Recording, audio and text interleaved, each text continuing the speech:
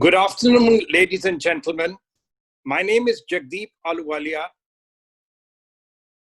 I am the founding secretary of the 21-year-old Indo-American Chamber of Commerce, which I currently serve as executive director. First, a little bit of logistics. Today's webinar will be recorded and forwarded to all the participants, and we may even load it to the Chamber's website, IACCGH.com.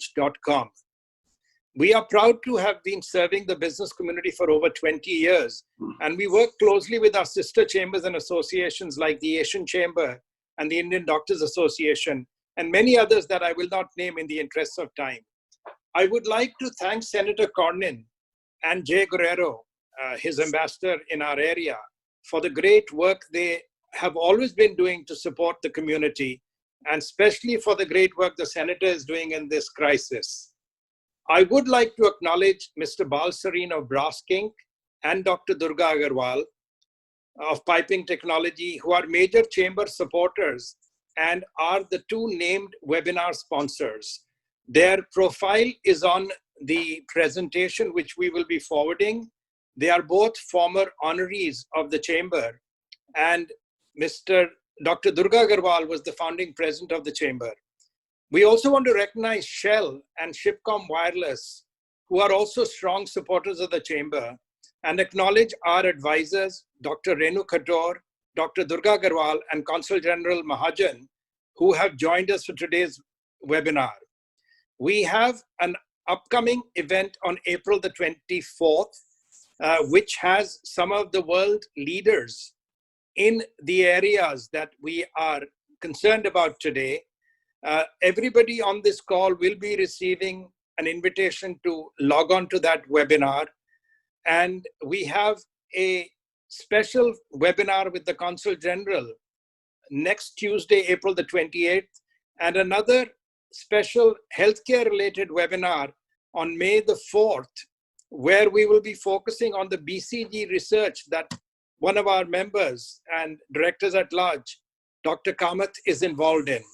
With this, it is my honor and my privilege to introduce the president of the Indo-American Chamber, the chairman of our board. Tarush Anand is an attorney by profession. He is a partner at the law firm of Brown Sims, where he practices civil litigation. He has presented a broad range of domestic and international businesses in various types of business disputes across the country. He has received several awards and honors over the years, including an AV preeminent rating from Martingale-Hubbell and selection to the Texas Super Lawyers Rising Stars list for several years. Ladies and gentlemen, I present the chairman of our board, the president of the Indo-American Chamber, Tarush Anand. Thank you, Jagdeep. Thank you for the introduction, and thank you everyone for joining us today and being here in our next webinar in the COVID-19 webinar series. These have been challenging times, obviously, for many of our members, many of our supporters, and we're here to do what we can to help you make it through this time. And in that vein, we are very grateful to be joined today by our senior U.S. Senator, Senator John Cornyn.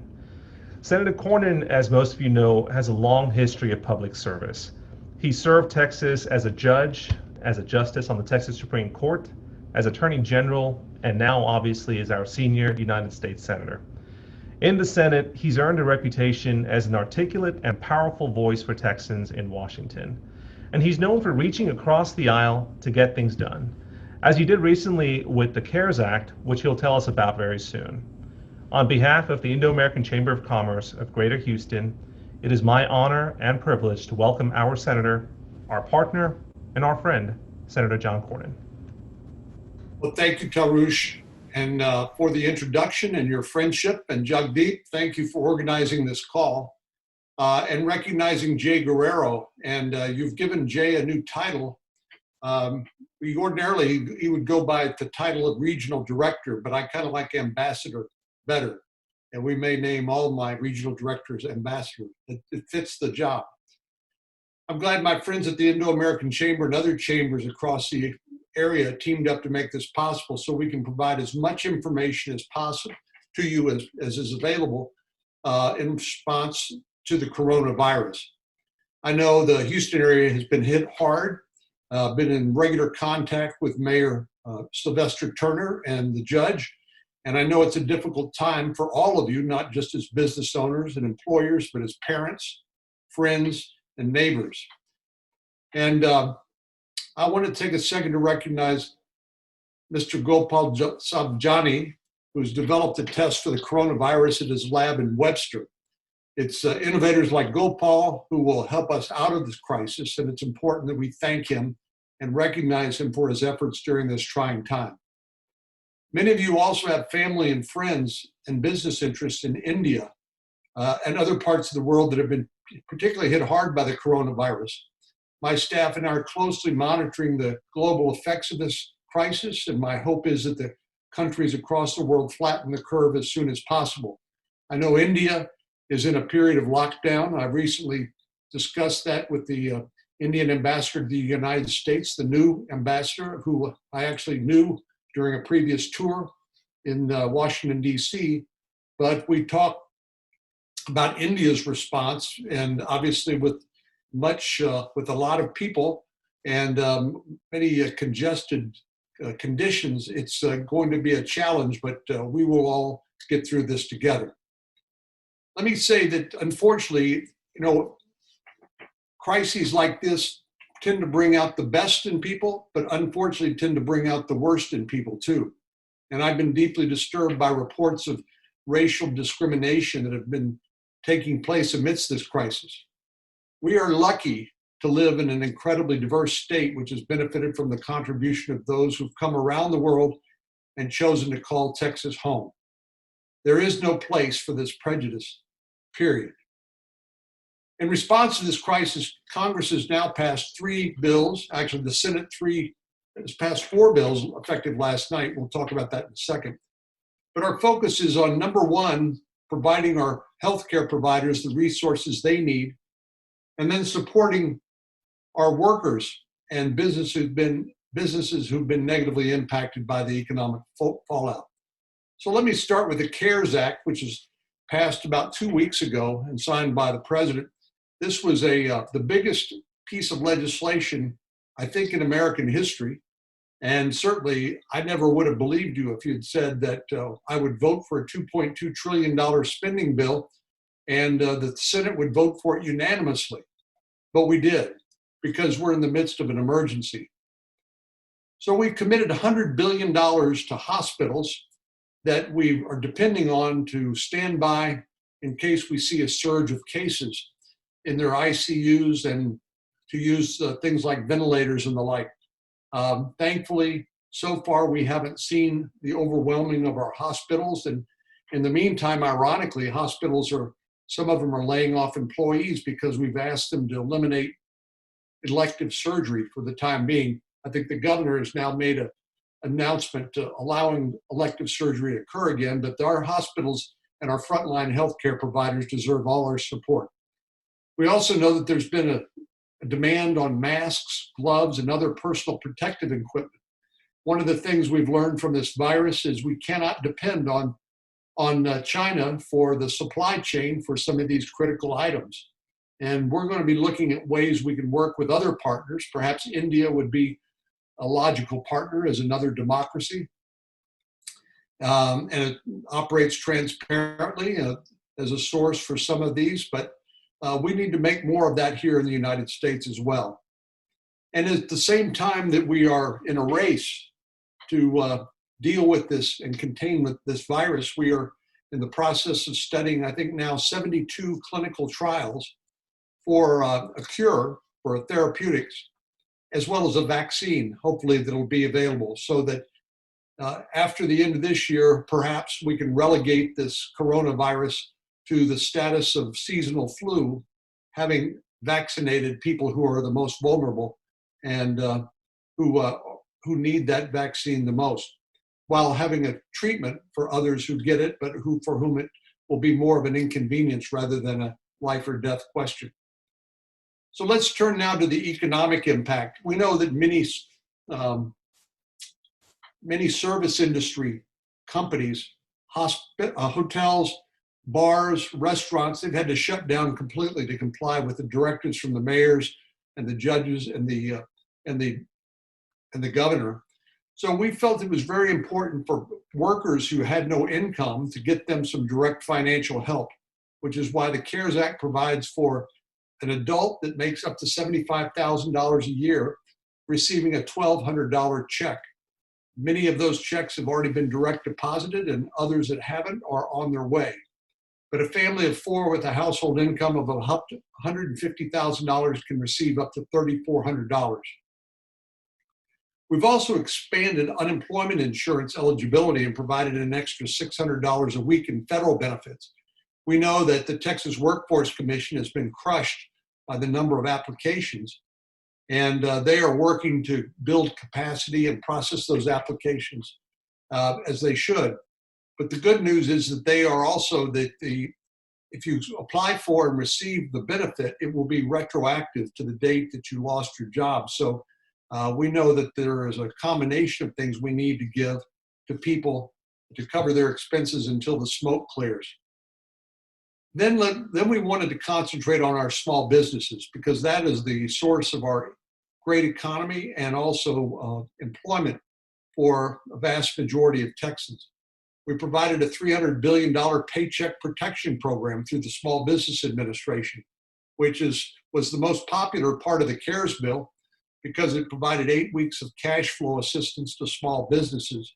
These are in the form of low interest loans to cover everything from rent to payroll.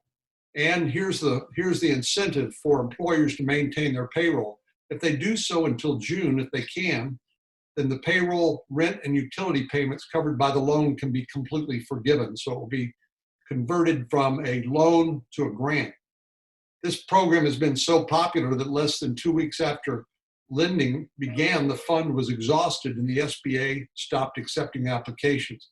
We know that there was an effort 8 days ago to pass a bill that added $250 billion to the bill, but it took until yesterday for us finally to be able to get bipartisan consensus. And an additional $320 billion was added to this program. So this is a great resource for Texas small businesses and their employees, and I'm glad more business owners will now be able to take advantage of it. It also included funding for the Minority Business Development Agency's business centers. In addition to the Small Business Administration, the Houston MBDA Business Center is an excellent source for information. And finally, for medium and large businesses who need liquidity and access to credit during this crisis, this bill provides $500 billion for the Treasury's Economic Stabilization Fund to offer loans. These go to specific industries, $46 billion of it mainly to the airline industry, given the important nature of their work to our economy and national security. But the remaining $454 billion will provide loans for qualifying businesses, states, and municipalities through the Federal Reserve. Our goal is to protect workers, keep businesses afloat, and when it's time to come out of this crisis, once we've defeated the virus, to then have the economy rebound by maintaining those businesses as much as we can, ready to rehire or ready to go back to work. And that's been the goal of most of what we did in the CARES Act. I know there's a lot of questions about what the next bill will look like, but right now my priority is to see that what we've done so far is working the way we intended before we look to pass another bill. But that's why this call is so important to me. I need your feedback on what's working and what's still needed so we can focus our effort. I know my staff has been talking to many of you about the process to apply for assistance, and I'm grateful to Tim Jeffcoat, the Small Business Administration District Director, who's on our call, will be glad to speak in just a few minutes and answer some of your questions. And I mentioned Jay Guerrero, and I encourage you to reach out to Jay if we can be of assistance in the Houston area. So finally, thanks to my friends at the Indo-American Chamber for making this call possible. And I'm happy to take some questions. So let me turn this back over to Jagdeep to get us going. Thank you, Senator. We've actually received a few questions. We've done our best to combine them and consolidate them. Let me kick things off, if I could, with this little-known program, the Paycheck Protection Program. There's new funds coming, hopefully soon. And so the question we're getting is, When can businesses take advantage of these incoming funds? Are applications open? What can you share? Well, the funds have been depleted, and as soon as it's signed into law, I would expect, and Tim may have some more information on this, that applications will be begun to be accepted.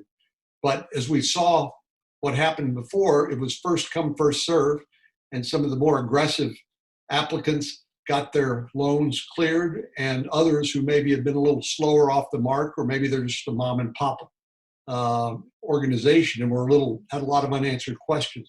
Hopefully this additional money will be able to supply all the need. But as soon as it's signed into law, hopefully no later than tomorrow, we should be up and running again, and that fund replenished. As you mentioned, Senator, Congress has now passed multiple laws to help stop the spread of COVID-19 and also help businesses and people stay afloat. We understand that no bill is going to be perfect, and so we'd like to know, what would you like to see in the next coronavirus relief package, and when can we expect it? Well, I've seen a communication from Senator McConnell, the majority leader in the Senate, and he said he did not believe it would be appropriate for Congress or for the Senate to pass any more bills until we get back in session in person. Right now, we're scheduled to go back in session on May the 4th, although that could be extended briefly depending on circumstances. You've heard the president and others talk about infrastructure as being one of the things that we might include in a phase 4 bill. That's fine with me. That's not really COVID-19 related, but it is important, and I would support that effort. We've been actually working on some ideas for several years now, and would be glad to see some of those implemented. But mainly what I would like to see, Tarush, is to see how what we've done so far, how that works, and to fix the problems that have been created. Anytime you do anything that big and that fast, there's going to be some problems. And that's why we don't ordinarily operate at such speed and do things in such a big way, but we're in the middle of an emergency, and we felt like that was important. The country appreciates that, Senator. My next question is, you were recently appointed to the President's Council to help the economy get going again. What thoughts can you share about what the Council and the President think on how action is going to be taken to get the economy going again, and also which segments of the economy you think are more ready to get moving than others? Well, we know that, for example, the energy sector has been absolutely crushed by this virus and by some of the geopolitical monkey business of Saudi Arabia and Russia flooding the world markets with oil. But really, we have a lack of demand, and we need to get our economy up and running again so that demand can be addressed and met by our energy sector. But we all know that this is first and foremost a public health crisis, and so we need to take direction from our public health experts on when and how we can safely begin to reopen. We've all been going through these lockdowns and social distancing and good individual hygiene, all of which is designed to slow the spread. But I think what I'm looking at is the availability of testing, particularly antibody testing. The problem with some of the nose swab testing is you can test today and be negative, but then acquire the virus tomorrow and be positive. And we're not going to test individuals every day from here on out. So I think what we need to do is be strategic and address the people who are most vulnerable, the elderly and people with underlying health problems. And while we develop an antibody test, and the Food and Drug Administration has been approving the use of new different types of antibody tests to see if people have the antibodies created by the body's own immune system, which would provide immunity from further infection, assuming the virus doesn't mutate beyond recognition. So there's some anecdotal indications in Los Angeles and in Boston, in New York, and even overseas that this virus is actually spread much more broadly among people, and because many people are asymptomatic. In other words, it doesn't make them sick. but they do acquire the antibodies. But there may be a way, like some countries have done, is to identify through the antibody test people who have acquired those antibodies and allow them to be able to be among the first to go back to work. We also know that we're going to have to operate with appropriate social distancing and some of this personal protective equipment. All the while, we are in a race for these clinical trials to be concluded to come up with an effective treatment and, of course, a vaccine. So I think we need to get, we can't stay shut down forever without ruining the world's best economy. And certainly in Texas, we have a lot of people suffering, but we have to do so safely. The legislation that Congress has passed includes assistance for families. Can you talk about more about who qualifies for a check and how soon Texans can expect to receive the funds from the government? Well, this is pretty unprecedented to have the government just send you a direct deposited check in your account, but that's exactly what's happening. But it's based on income. So if you make less than $75,000 a year and you're an adult, you should have received or will receive very soon a $1,200 check from Uncle Sam, from the government. And of course, a married couple with children can receive up to a maximum of $3,400 as long as your family income doesn't exceed 150%. So that's really the first lifeline that we try to throw out to people who, through no fault of their own, don't have any money coming in the door and who are, live paycheck to paycheck. And so we know they're very vulnerable. So that is the first line effort, and then backed up by the unemployment compensation effort, then by the small business support, and then by the loan program through the Federal Reserve. That's designed to cover the whole spectrum, hopefully, of need. Then finally, Senator, a lot of our members are business owners and they have questions about the loan and the loan forgiveness program, specifically the technical details about who qualifies, how they can get their loans forgiven. What's the best way for each business to figure out their individual situation and figure out what they can get waived and not get waived? Well, we've got Tim Jeffcoat here from the Small Business Administration to answer some of those questions. But by now, many banks and credit unions have already had a lot of experience with these loans, because Texas actually was the #1 recipient of these loans, about $22 billion worth. That's the last figure I saw. And so they've had a lot of experience. So I would contact your local SBA certified lender, your banker, your credit union, and they will be in the best position to know about your individual business and financial circumstances and work with you to figure out what makes sense. So that would be the initial approach, and then Tim and the folks at SBA and also some of these other groups that provide counseling to small businesses can be helpful too.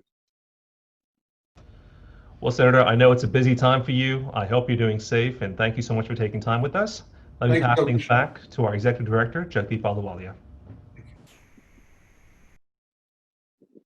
Thank you, Senator. We really appreciate your long-term friendship and association with the Chamber. We have had such a meaningful relationship with you and with your local team headed by Jay Guerrero. And we appreciate you're always responding when we reach out to you. Thank you very much. It is now my honor and privilege to introduce the Consul General of India in Houston, Mr. Asim Mahajan, who joined the Indian Foreign Service in 1998. Prior to assuming charge as Consul General of India in Houston in January 2020, he was ambassador to the World Trade Organization in Geneva. In his earlier diplomatic assignments, he has served as the Deputy High Commissioner in Indian missions in Kuala Lumpur and Dhaka, and as the Consul General of India in Osaka, Japan. He has also served in Indian missions in Tokyo and Laos.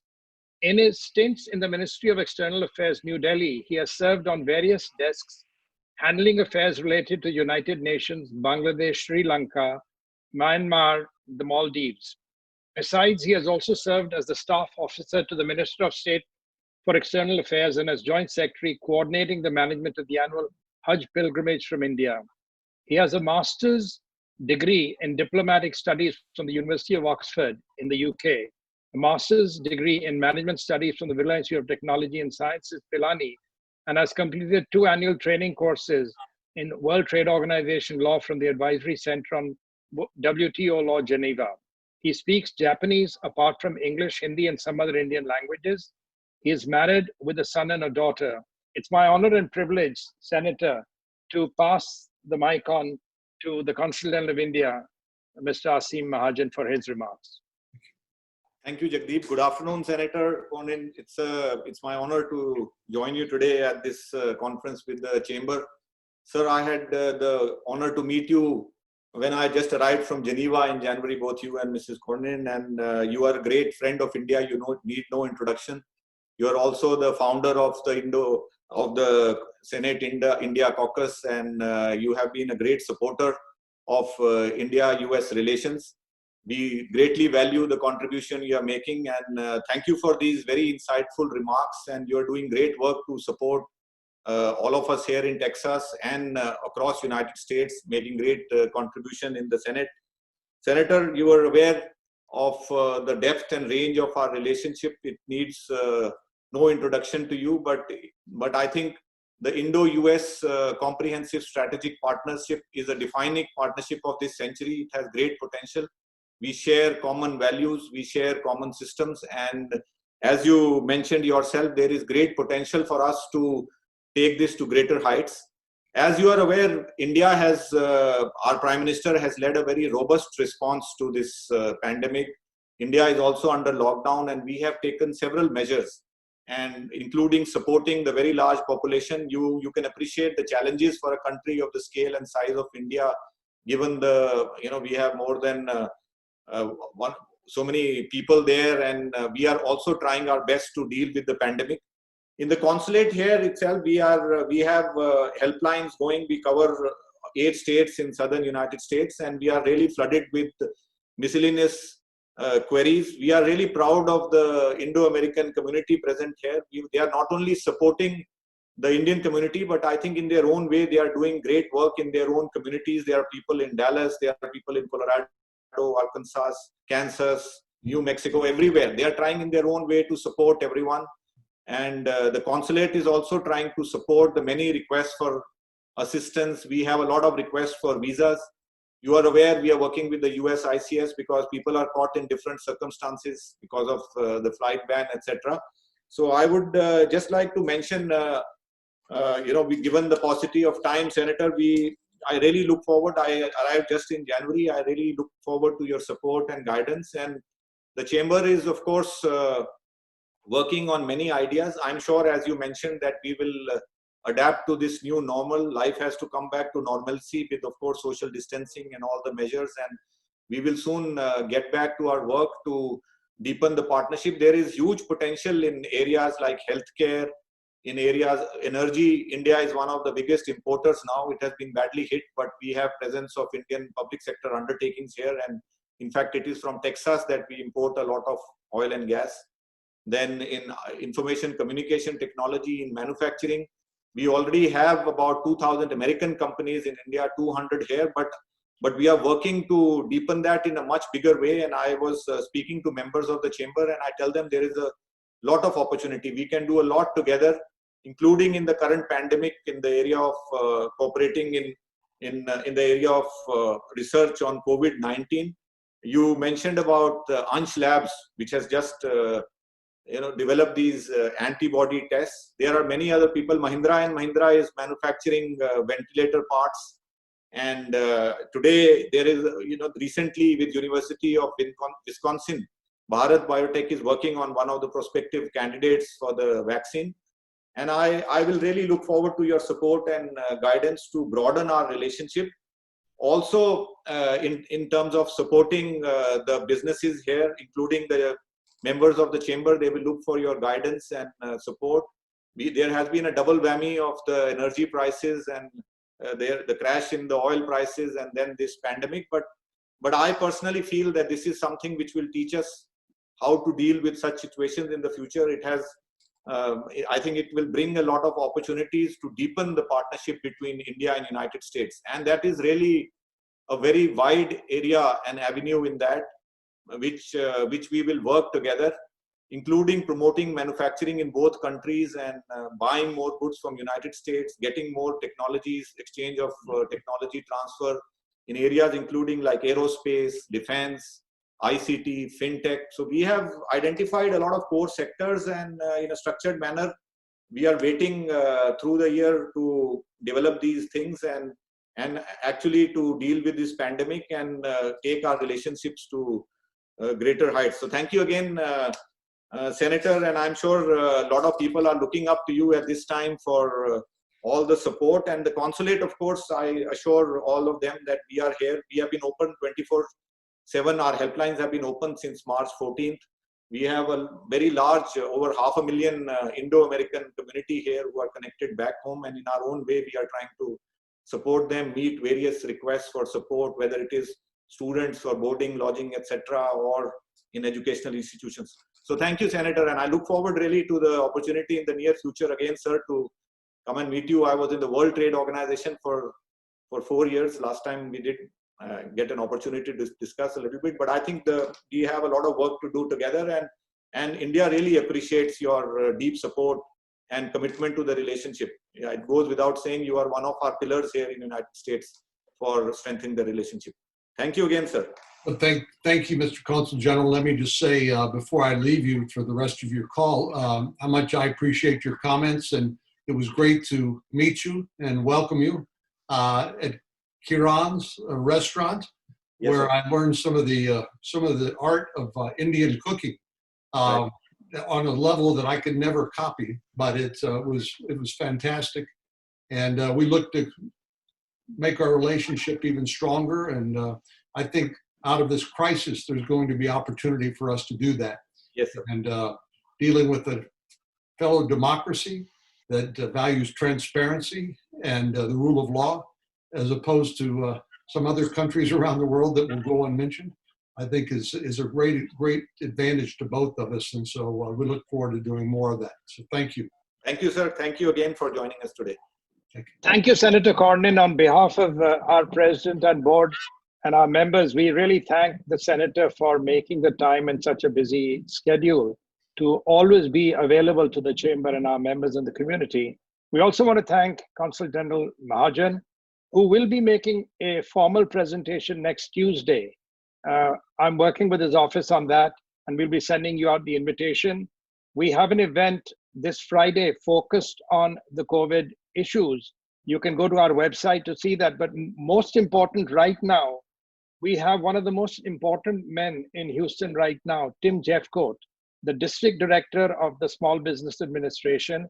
Everybody in business knows him, and he, with 3 of our member banks, BBT Compass, BBNT, BBV Compass, and Wallace State Bank, have been working very diligently in making loans available to our members and the community at large. I want to give out a shout out to Wallace Bank's Nasser Khan, who's worked very closely with the chamber, gone on to several webinars and programs to promote the SBA's packages. But with that, with no further ado, I hand over the event to the district director of the SBA, a friend of the chamber and of the community, Tim Jeffcoat, who will make some brief remarks. Any questions addressed to him can be typed into the question and answer box, and he will take them up one by one.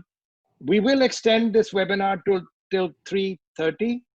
The Consul General may have other areas to take care of, so he's welcome to say, but we really appreciate your support. We appreciate the support of Jay and Senator Cornyn's office. With that, it's on to you, Tim Jeffcoat. The floor is yours. Good afternoon, everyone. I'll just make a few quick comments about what's going on with the SBA. You all are familiar with the Payroll Protection Program funding that was recently consumed. In 14 days, we lent or guaranteed loans in 14 times greater quantity than we normally do. So 14 years worth of lending in 14 days. You know that they're before Congress now. is an additional round of funding that hopefully in the next day or two or three will provide additional funding for PPP. So if you were not able to take advantage of it the first time, you will now have another opportunity once they pass that funding. The PPP is, just to restate what the senator said, it's for up to 2 years, up to $2 million, 1% interest rate, no payments for the first 6 months. If you spend the money as it was intended to be used, then it can be forgiven 100%. The EIDL loan is a little different. Whereas PPP is focused on payroll, the EIDL is for all of your costs.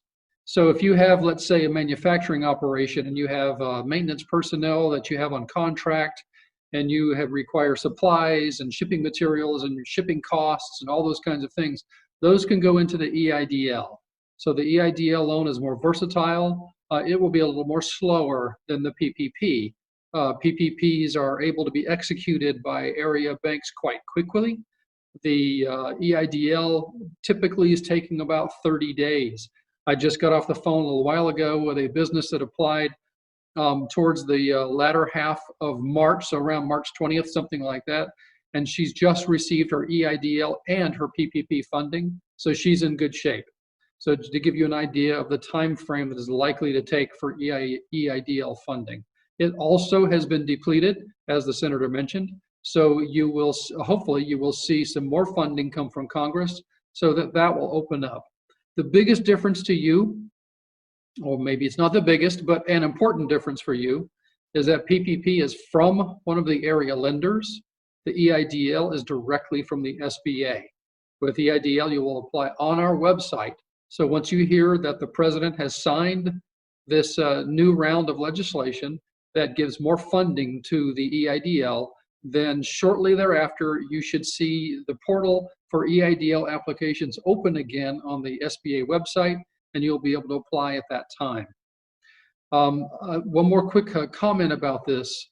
Going back to PPP, if you have not pursued that and you would like to, you need to get your payroll records organized quickly.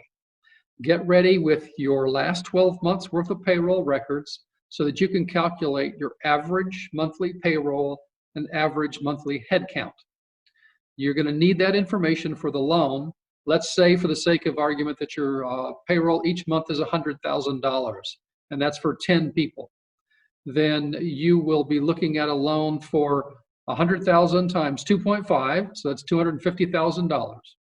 When you are dispersed the money, then we are looking for you to spend that money on 10 employees at $1,000 a month, or whatever the numbers were I just used. So you're going to spend the money exactly the way you have been using in the last year. If you are going to pursue the EIDL loan, then you're going to need to make sure you have available at hand your revenue for last year and your costs for last year and your headcount for last year. All three of those numbers are important. Some people will say, but Tim, I'm not sure exactly what to include in the cost for the EIDL. That's okay, do your best job. You know what your costs are. Again, if you have that factory, you know you have to buy boxes and you have to buy supplies that go into the manufacturing process, and you have to pay the contracts for people to maintain your equipment. So do your best, but then after you submit that information, you will have a chance to talk to SBA about those costs before a loan amount is agreed upon and before money is dispersed to you. So just do the best you can and get that application in as fast as you can. With that, Jagdeep, I think those are okay. One more thing. When you are considering which to look into, EIDL or PPP, or you can't decide, there's at least two things you can do right now. You can join in the daily SBA webinars that we do that talk about the two different programs, how they function, and how they can benefit you. Sometimes it's both that will benefit you. Some businesses really should be applying for both so that they can have all of their costs covered, and they can have, PPP is only for 8 weeks. EIDL was probably going to go up to 6 months or so that you can have both sides of the equation covered for your business. So you can attend those webinars and you can learn more. Right now, we're just doing one per day. We have been doing as many as 8 per day. We also do them in Spanish for people you know that prefer Spanish that would like to attend the webinars. As this new round of financing is released, we will immediately increase and probably do another 3 or 4 a day during the time that money is out there to make sure that we educate people as quick as possible. The second thing you can do is you can talk to one of the SBA's partners. So the Houston SCORE organization, the WBEA Women's Business Center, or the Texas Gulf Coast Small Business Development Centers. Those 3 organizations have around 200 people available to you right now at no charge to work with your business and help you understand the benefits of each or both and whatever is the best solution for you. To find those organizations, you can just Google those names, or you can go to my website. I'm going to read it off to you, www.sba.gov/tx/Houston. Or if you just Google SBA Houston, that should be the first hit on your query. Go to my website. In the middle of the page is something called Business Resources, and under that you'll see a category called Corona/COVID Resources. There you'll be able to find our most recent presentation that we use in our webinars. You'll find the webinar schedule. You'll find a list of local lenders that will do these PPP loans, and it'll also show you which of those lenders are currently accepting brand new clients. So if you've been working with one particular lender and you don't think that's the best one to work with in the future for whatever reason, great. Now you've got the ability to go see who's taking new clients, and you can contact those folks and talk to them now, today, or tomorrow before the next round of funding gets in place so that you can get your application set up and you can get ready for that next round of funding. I think that's the main comments I had. Jagdeep, are we going to take questions now? Tim, the plan was that you have a Q&A box in front of you. Right. And you were going to pick the questions that you would like to answer and answer them in the sequence you will. I will only come back to thank you in the end because you're the man with the knowledge. I'm just a connector at this point. Yeah, that's usually me though. Okay, so here we go. We don't know what's going to happen. I see some questions about the PPP application itself. When the new round of funding is completed, there may very well be changes to the PPP program as well as the EIDL program. So the applications may change. It's conceivable. If they do, you will hear about it in the news, you'll hear about it on our webinars, and you can hear about it from our partners. And then that will let you know whether those have changed. So if you have an application in right now with a bank, they're happy with it, but they never had a chance to get it into SBA systems previously, they should be able to do that now. That shouldn't be a problem. But stay tuned, you're going to need to check on that, because if those programs change materially and we wind up having to change the application forms, it's possible a bank may have to get you to recomplete one or maybe do an addendum for one. So stay tuned for that. We don't know the answer to that yet. I see some questions about the bank that you worked with, even though you might have applied early on, that you didn't get approved for your PPP. I don't know why. This is the whole PPP process is what we call a delegated process.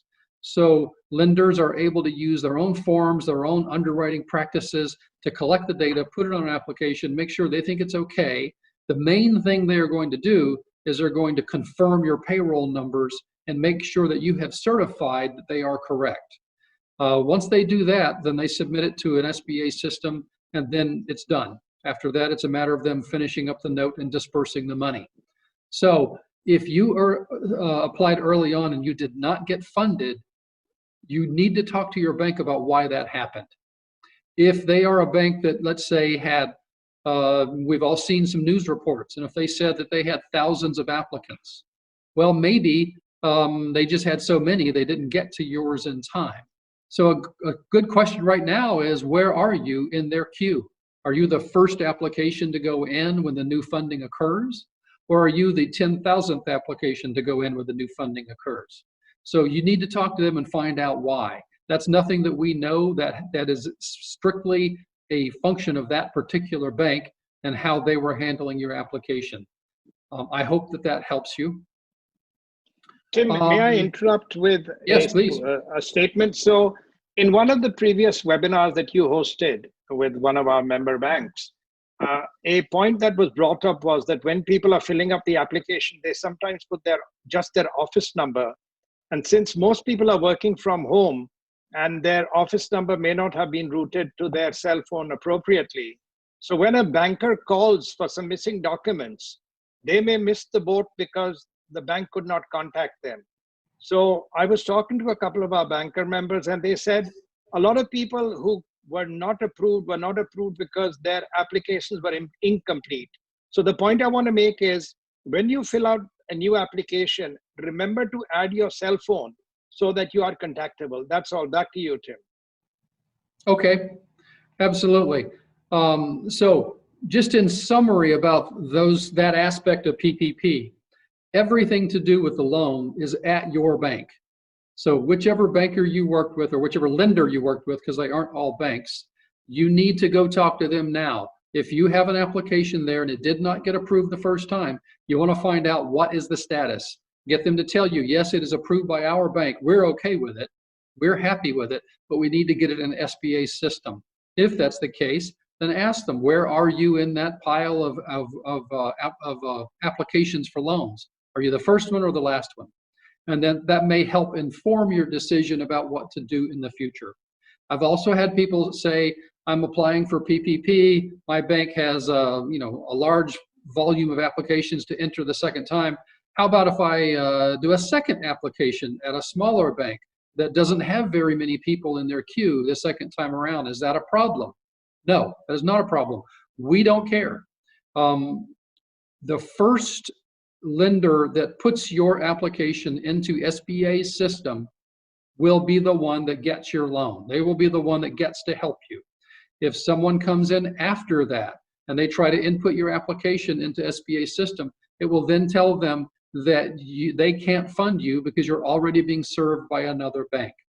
So that's also another pretty common question that we get. I do see some people asking about their idle advance and waiting for SBA to reach out to you with the EIDL.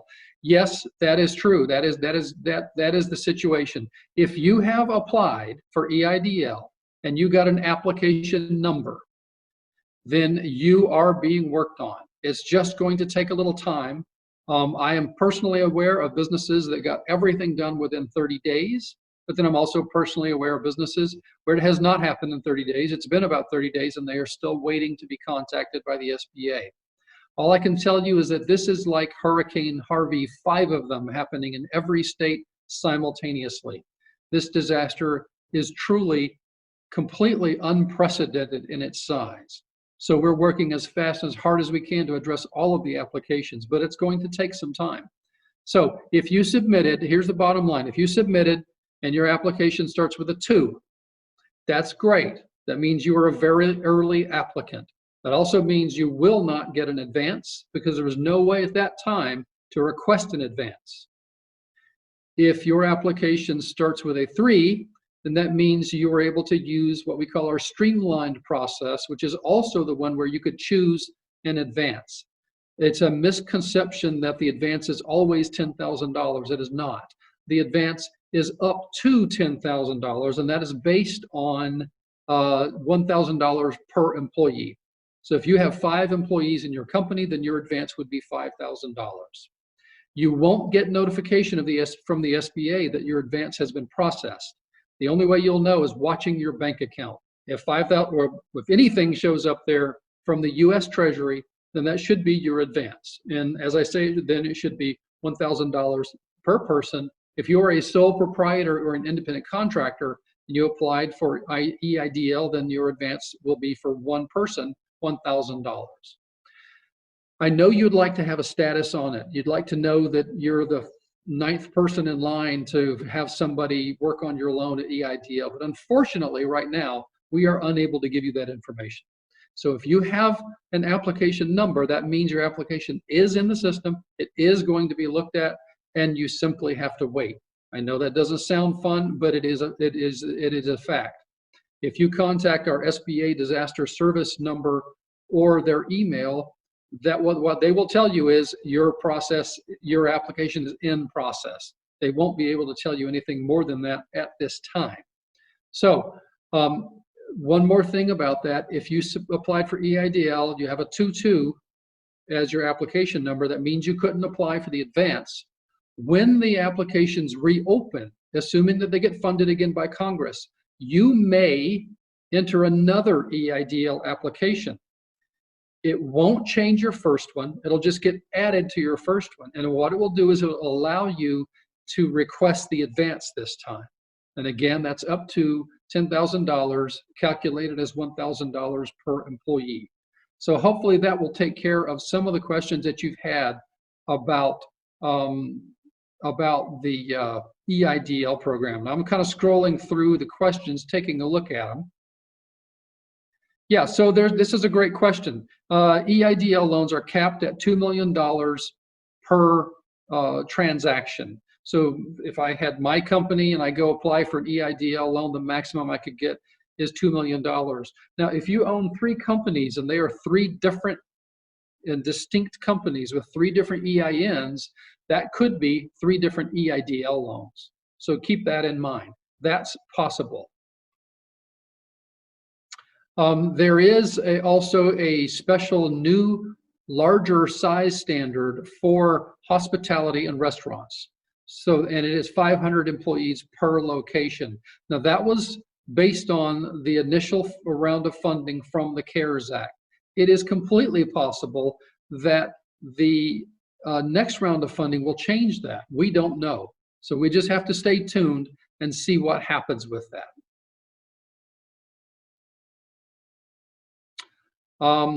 I see a few questions here, and I'm trying to answer the ones that seem to be the most common requests. And I see several questions about energy and oil and gas companies.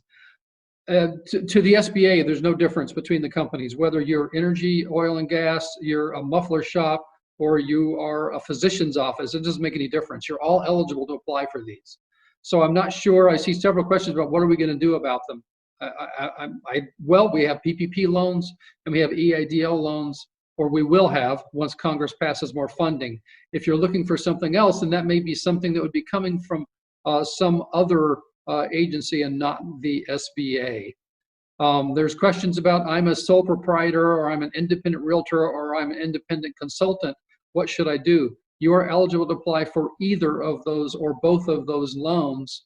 So you are capable of doing that, and you are okay.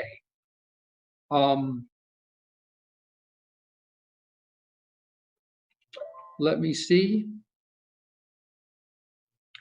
EIDL with foreign owners. So the problem with EIDL that have foreign owners, if it's a U.S. corporation that has foreign owners, this applies to PPP as well. Some folks have tried to apply using some kind of identification number from out of the country, and that won't work.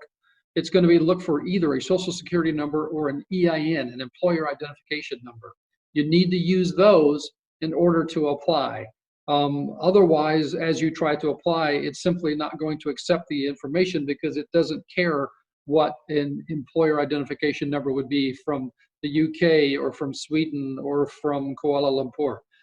It's only going to look for the US side of that operation.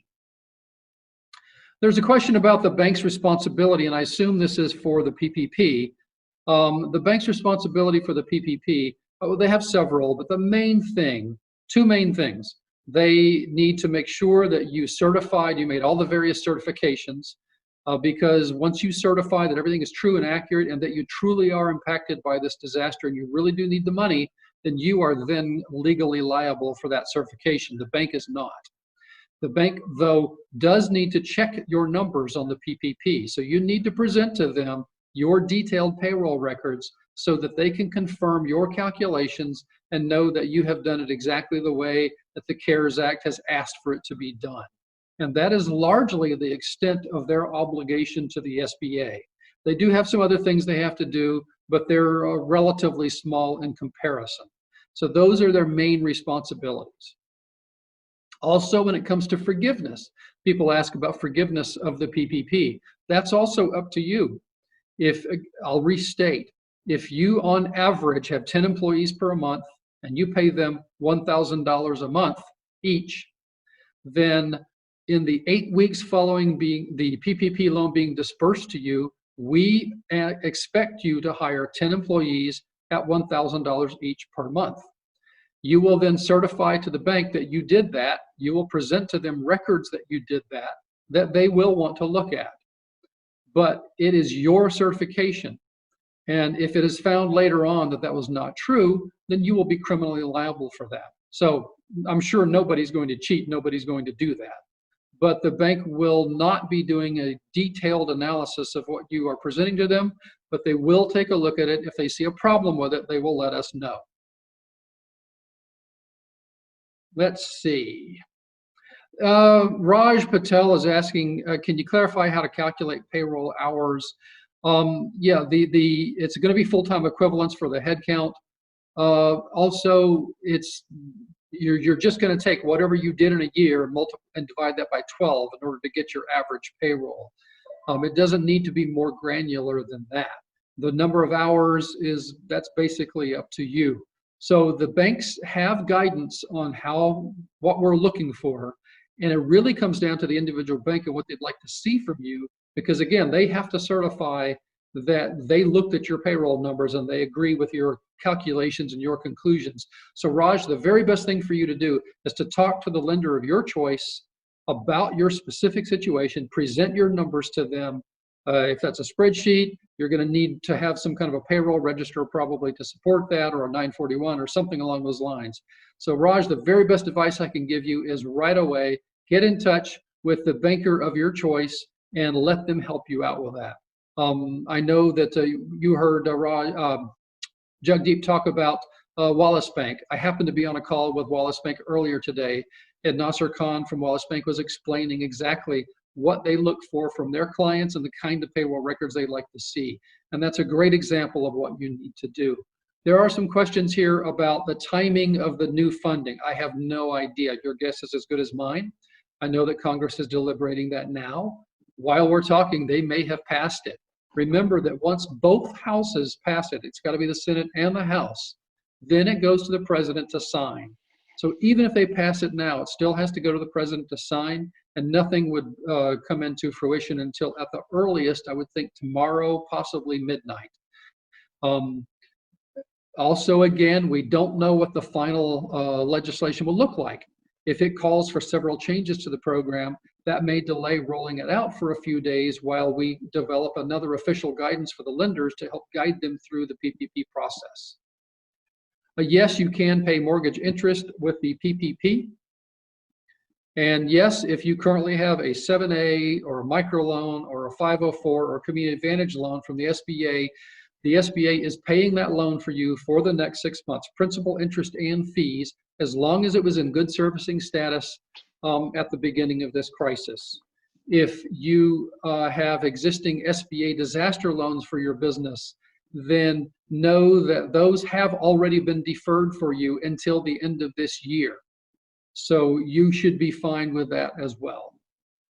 So Tim, I have a question about sorry, yes, go sir. ahead. No, go ahead, please.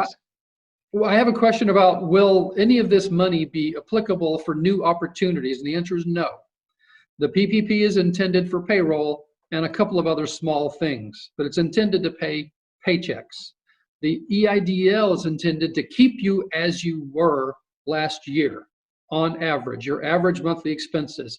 It's not for doing anything new. It's not for repainting your building. It's not for buying new equipment. It's not for financing something new or refinancing existing debt. It is strictly for you to maintain status quo until the disaster is over. So that's another question I've seen in here a few times. If you want to do that, talk to any of the 200 or so SBA lenders in this area, and they can help you with a different kind of SBA guaranteed loan. And with that, Jagdeep, back to you. You just answered my question, Tim, because that was a question we had received earlier this day from one of our members saying, I do not qualify, or I'm not interested in the disaster loan, but I want to start a new business. Is the SBA and other banks accepting applications? And I I'd anticipated your answer and I said yes. With that, I want to compliment you on how good you're looking in these circumstances. You might give the CNN TV anchors some lessons on how to look good on television. Yeah, well, I want to thank thank you That's very for kind. your wisdom and your knowledge, because you're really the frontline warrior with your team, Mark Winchester, Valerie, and the rest of them, because you must be fielding so many questions and calls these past few days. Because if I'm not wrong, you and the SBA have given out more money in 2 weeks than have been given in the last 9 years through the SBA program.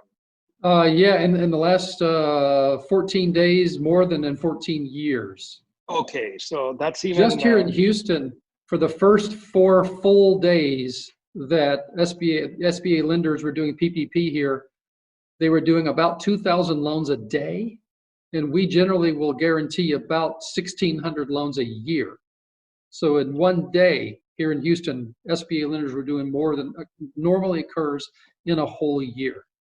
So again, Tim, Tarush, our president, our board, our members, thank you, and every member of your SBA team, every banker who's helping our members, and help us scold the ones who are not.